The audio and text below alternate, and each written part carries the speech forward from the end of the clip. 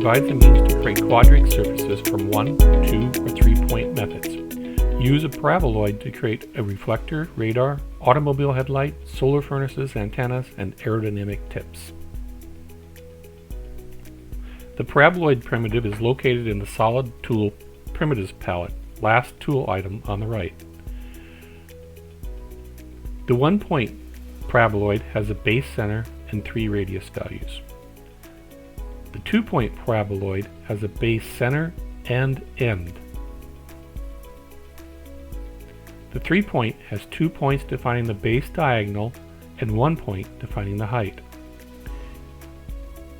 Each method provides a data entry window interface to change the associated radius values.